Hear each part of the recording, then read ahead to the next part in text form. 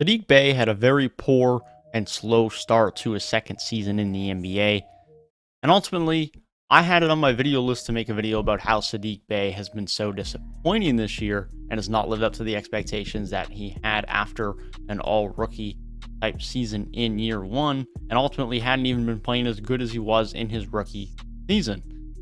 But ultimately, over the last 7 games, Saddiq Bey has looked a lot more like the version of Saddiq Bey that many of us had hopes for this season, or even better than many of us had hopes for this season. And he has been putting on an absolute tear on the offensive end, as this Detroit Pistons team has needed him to, while dealing with health and safety protocols, just like everyone else across the league. That being said, I'm going to talk about my thoughts here on Saddiq Bey this season, how well he has played over the last 7-game stretch, how he is evolving his offensive game, and what the upside and role is for Saddiq Bey in the NBA long term. So, Saddiq Bey. We all know he's been a good catch and shoot 3-point guy. Struggled early on in the year, but that was his thing last year. And inevitably, you kind of figured he would get that back at some point in time. You don't just lose 3-point shooting ability from season age 21 to 22 from year 1 to year 2. And that's back. His 3-point shooting has been extremely good, extremely efficient on high volume. Catch and shoot, a little bit of shot creation off the dribble for himself now as well, that he is starting to evolve and incorporate into his offensive game. Starting to get a little bit more comfortable with his handle for creating his own shot, but he's also getting a lot more comfortable with his own handle for attacking the rim and drawing free throws. His efficiency at the rim is not necessarily what you would love it to be at yet. It's about 7 to 8 percentage points below league average, but he is getting there much more comfortably. His handle has been very, very good in terms of getting to the rim comparative to last season. More than half of his field goal attempts now are coming from inside the 3-point line, as opposed to last year where it was about 70% of his shots coming from behind the 3-point line. He's getting more comfortable getting to the rim, and he's drawing a lot of free throws doing so as well. He is shooting nearly 8 free throws per game over the 7-game stretch, if I'm not mistaken, and it is hitting an absurd amount of those in terms of highly good efficiency from the free throw line. Mid-range game is still evolving. He's starting to take a few more mid-ranges over the stretch as well, some pull-ups, some fadeaways. He's not really hitting them at anywhere near the rate you would hope to have him hit them at, but he's starting to get more comfortable getting into that area and starting to take those shots, which is a positive step forward for someone who's still only in year 2 and ultimately can look to have those be a bigger part of his game more efficiently and more consistently moving forward. Ultimately, the question is now, though, what can Saddiq Bey bring to the NBA and to an NBA team long-term moving forward in his career? There's no doubt about it, Saddiq Bey is going to be a good catch-and-shoot 3-point guy. That is a given. We know that. He's shown that time and time again. But what else are we going to get from Saddiq Bey, and what type of role can he bring to an NBA team?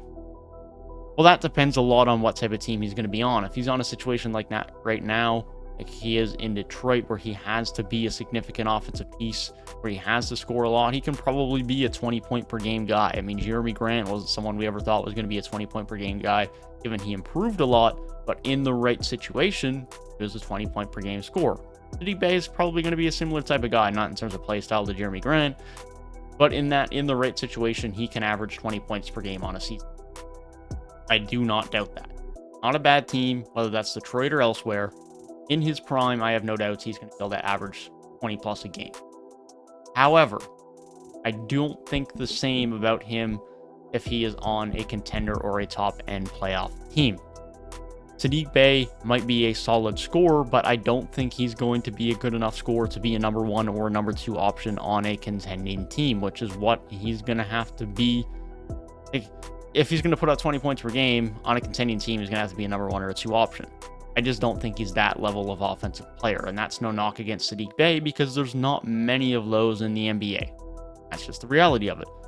However, I do think he has the potential to be a very good high-end role player, can be a very good spacer and 3-point shooter, hit multiple threes per game, shooting around 40% from deep, can get a lot of open looks, being that floor spacer and 3-point shooter, running off of ball screens, open threes on help defense, you name it, transition.